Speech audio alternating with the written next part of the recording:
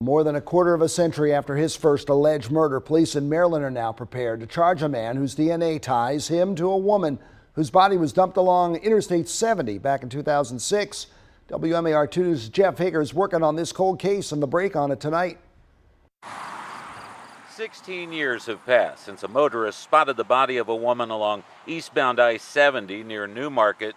And if not for a distinctive tattoo, 24-year-old Dusty Shuck of New Mexico may never have been identified.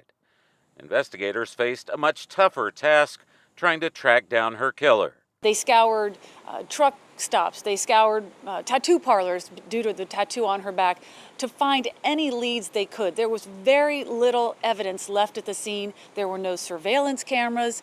They really had nothing to go by. Police say DNA now points to a long-haul trucker, 64-year-old Gary Artman, as Shuck's killer 16 years ago, and as the man who committed a similar crime in Michigan a decade before that.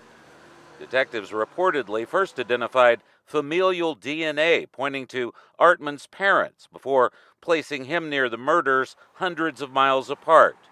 And authorities in Mississippi arrested him recently driving a big rig through that state. In addition to victims, both here in Maryland and in Michigan, authorities also believe Artman could be responsible for the deaths of other victims based on articles found in his storage unit in Florida.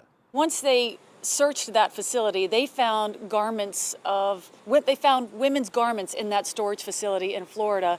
Women's undergarments, to be exact. And now authorities in multiple states are testing those to see if they match any other women who may have crossed Artman's path with deadly consequences. In Frederick County, Jeff Hager, WMAR 2 News.